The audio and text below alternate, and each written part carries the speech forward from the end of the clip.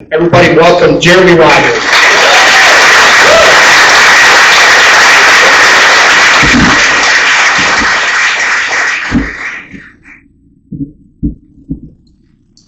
Well, good evening, everybody. Good evening. I want to begin with a few thank yous. I want to thank you all, each and every one of you, for being here this evening to support the speakers tonight. And I know I'm sure I can speak for all of us and say that we appreciate it very much. I also want to thank Ashley and the Berrien County GOP for organizing this event, and also thank the VFW for being gracious and hosting us this evening.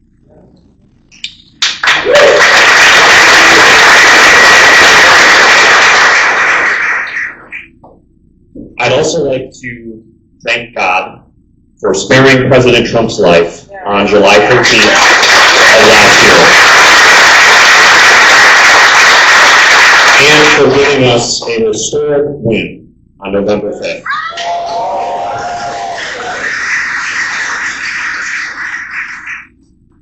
Watching the assassination attempt on TV, I'm sure you all probably did, whether that was live or perhaps later that evening, that was quite a moment for me personally.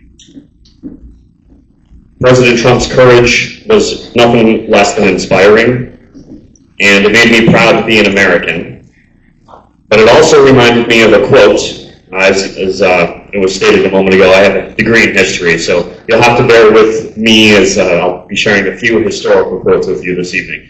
But it reminded me of a historical quote from Benjamin Franklin, who said, "I have lived a long time, and the longer I live, the more convincing proofs I see of this truth, that God governs the affairs of men.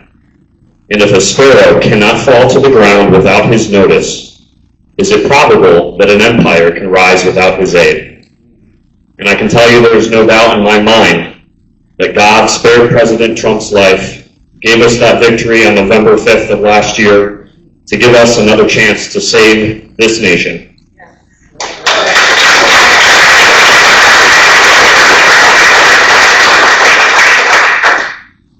I also want to thank President Trump. President Trump has proven he is a man of his word by following through on his campaign promises and pardoning me along with all of the other J6ers and righting this historic miscarriage of justice. I'm certain that you'll all agree with me that it's refreshing to see a president that keeps his campaign promises.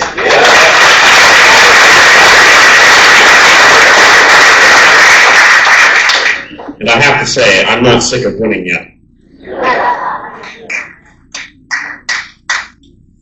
Finally, I would be remiss if I didn't thank my friends and my family that supported me through the difficult journey that the last 3 years have been. I'll tell you what, if you want to find out who your true friends are, get yourself indicted. Okay, so not really. I can tell you firsthand, 10 out of 10, would not recommend it. But I also can tell you with certainty from personal experience that your circle of true friends is probably smaller than you think. So as was stated earlier, my name is Jeremy Rodgers, and I wanted to share very briefly with you a little bit more of my background. As was stated, I do have a degree in history with a minor in political science from Central Michigan University. I've spent most of my adult life working in politics in one way or another. I started in 2014. I was given an opportunity to work for a great patriotic American man, Gary Glenn, former state legislator. I'm sure many of you are familiar with him. I was given the opportunity to be Gary's campaign manager in 2014. I also was given an opportunity after that to work for Bill Schuette when he ran for governor in 2018. I spent 2019 and 2020 working for Senate Appropriations Chairman Jim Stamas.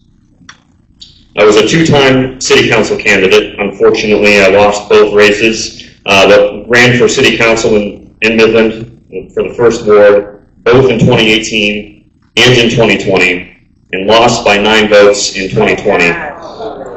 Unfortunately, not to pat myself on the back, but because I want to convey to you that I love my country, and I have done my best to find ways to serve our country and our state. And I also want to show you that I am not a domestic terrorist, an insurrectionist, as the corrupt Biden administration labeled me, along with all of the other J6ers.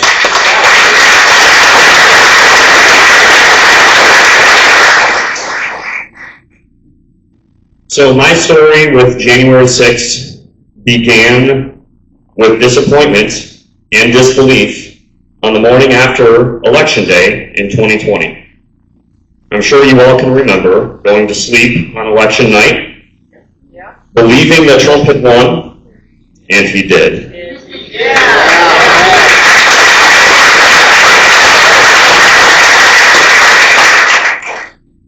He appeared to have an insurmountable lead.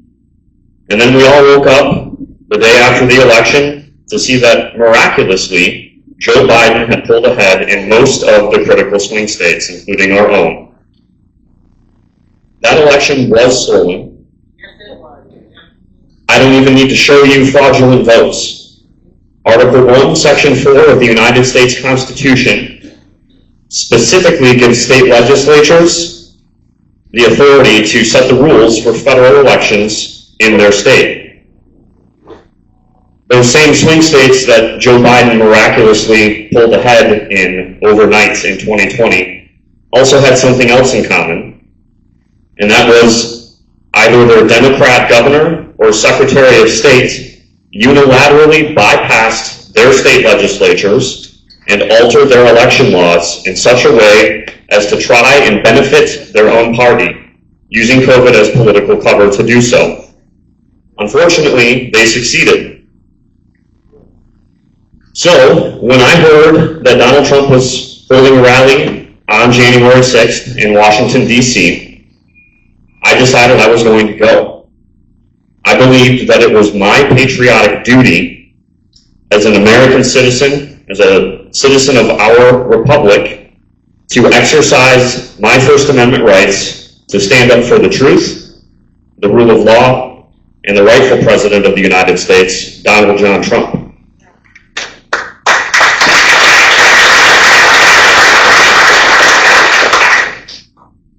As a result of that decision, ultimately I was indicted on 9 counts and labeled a domestic terrorist, called a threat to democracy, and called an extremist. The real threat to democracy is the weaponization of democratic institutions to intimidate, silence, and suppress political opposition. Yes.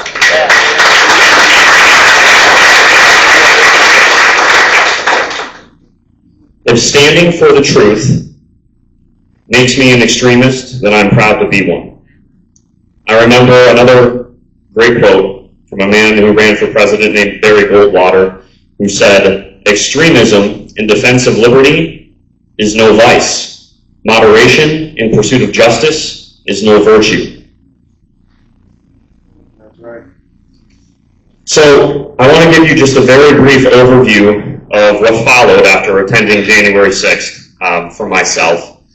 I could go into a lot of detail, and I would be happy to speak with you after we're done here this evening if you have additional questions for me or want more information.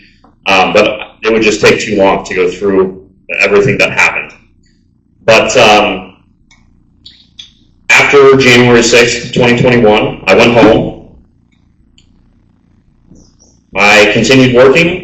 Didn't think much of what had happened, didn't believe I had done anything wrong, but did find out in April of 2021 that I was on the FBI wanted list for January 6th.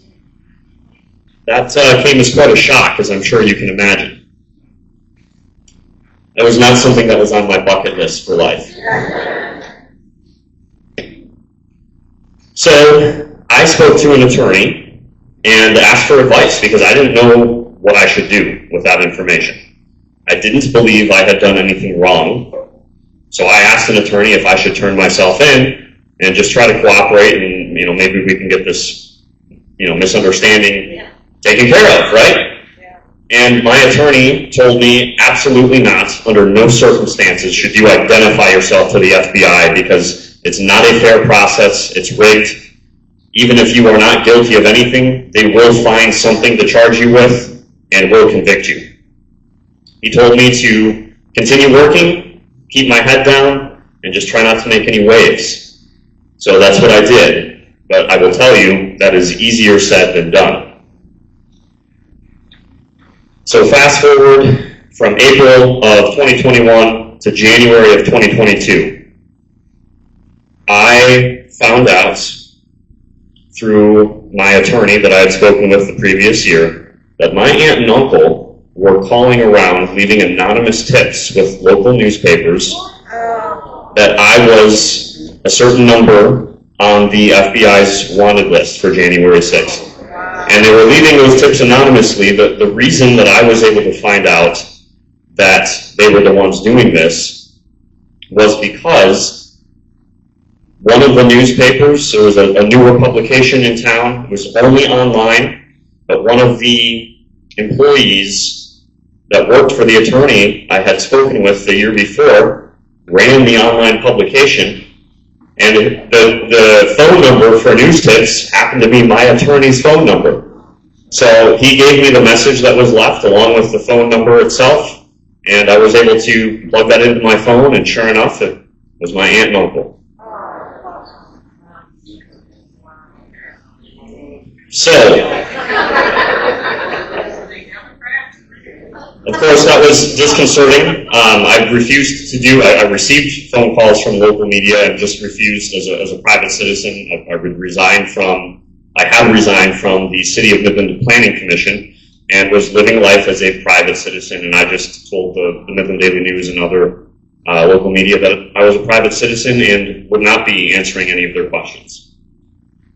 So, December of 2022, almost a full year later after those phone calls were made, I got a visit from two federal agents at my office, even though my house was like a block and a half down the road from my office. They very easily could have come to my house rather than come to my work.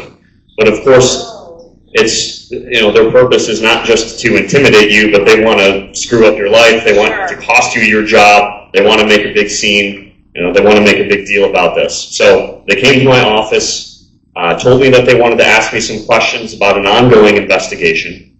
They did not tell me what it was about. I did not ask. I simply did what each of you sitting in this room should do if you are ever approached by the FBI for any reason.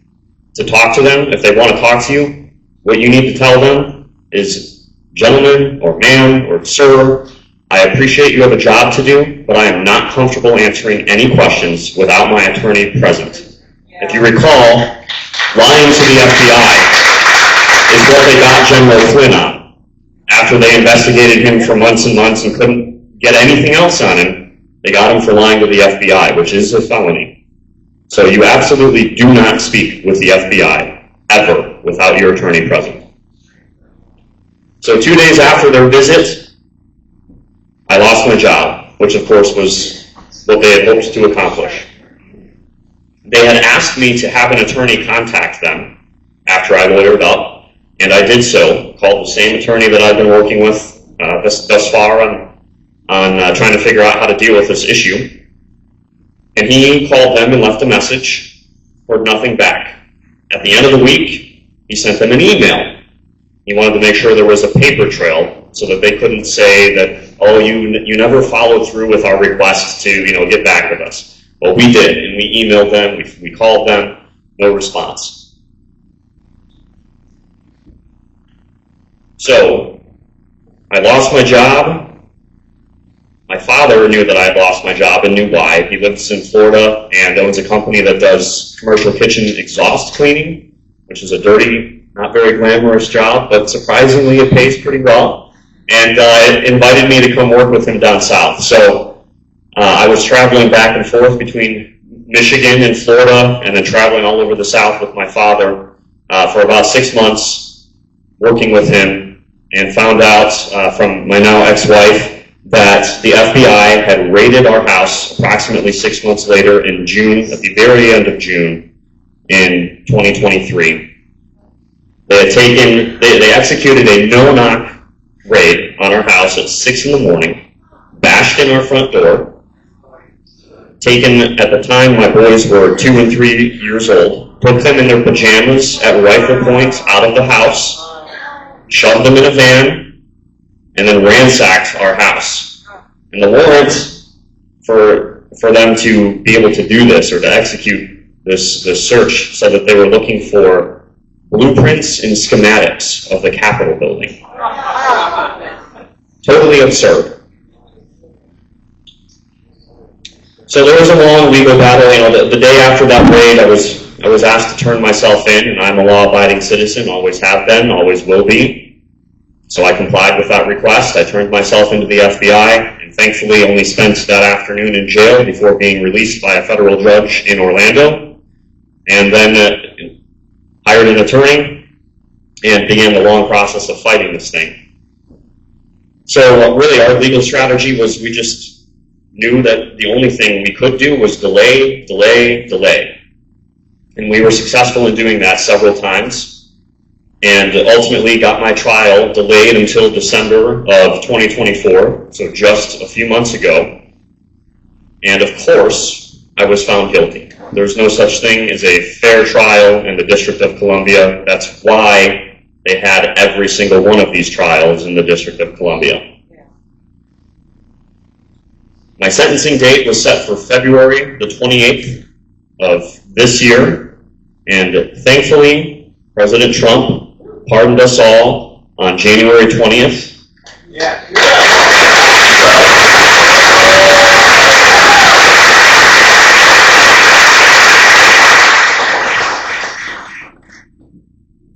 I'm one of the fortunate ones, because the unique timing of my pardon actually means that I do not have a criminal record. Many defendants, if you were arrested, went to trial, and were sentenced, your conviction is entered at your sentencing hearing. So because I never made it to a sentencing hearing, the only thing on my record is that charges were brought and then dismissed with prejudice. So I'm very, very grateful for that. There are so many other great patriotic Americans that is not the case for them after this nightmare. So I wanted to keep this brief also because I'm not what's important about this story. Unfortunately, I'm only one of over 1,600 patriotic Americans who were targeted by a weaponized DOJ. They all have some stories very similar to mine. And what is important is we've all now seen firsthand the weaponization of our justice system. It is not a pretty sight, and it must not be allowed to continue. We've only to look at the final years of the Roman Republic to see what happens when a justice system is weaponized and used to target political adversaries.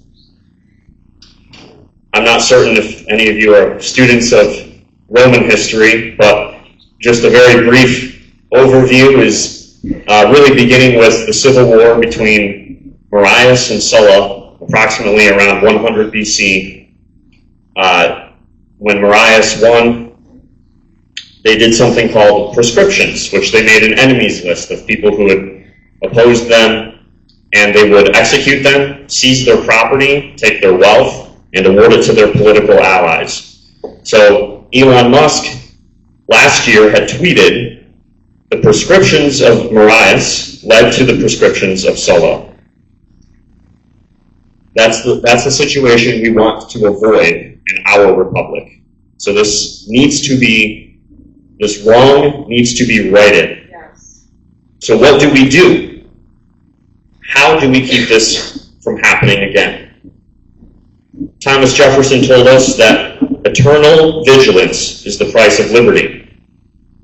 We have a civic responsibility as citizens of a republic. We must stay active, we must stay engaged, and we must hold our elected officials accountable.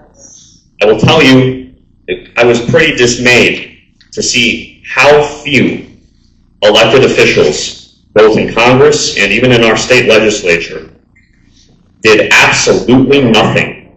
Didn't even put out a statement, didn't do any interviews, did nothing to condemn the unprecedented raid of President Trump's house, the charges that were brought against him. That cannot be tolerated. Our elected officials work for us. They're supposed to work for us. We have to keep them accountable. We have to hold them accountable. President Garfield told us, now more than ever before, the people are responsible for the character of their Congress. If that body be ignorant, reckless, and corrupt, it's because the people tolerate ignorance, recklessness, and corruption. If it be intelligent, brave, and pure, it is because the people demand these high qualities to represent them in the national legislature. So not only is that true of Congress, but I would argue that it's also true of our state legislature. Our state legislatures are powerful. They do have the ability to keep our federal government in check by exercising their 10th Amendment rights and acting like the sovereign states that they are. James Madison said it is the duty of the state legislature to interpose for arresting the progress of evil and for maintaining within their respective limits the authorities, rights, and liberties appertaining to them. I would encourage you all, we just won a great victory last year, but that's not the end of our work, it's just the beginning. So my final thought for you this evening is the closing line of the Declaration of Independence says that we mutually pledge to each other our lives, our fortunes, and our sacred honor. I would encourage you to ask yourselves and think about what is it that you are willing to sacrifice for the preservation of liberty, not just for yourselves, but for your children and your children's children. And as Ronald Reagan said, freedom is only ever one generation away from extinction.